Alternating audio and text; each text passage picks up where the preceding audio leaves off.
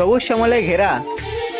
আমি গর্ব করে বলতে পারি, সৌন্দর্যের দিক থেকে আমার গোপালগঞ্জ জেলাই সেরা।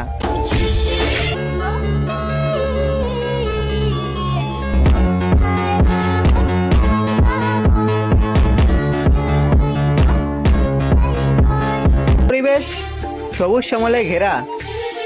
আমি গর্ব করে বলতে পারি, সৌন্দর্যের দিক থেকে আমার গোপালগঞ্জ জেলাই সেরা।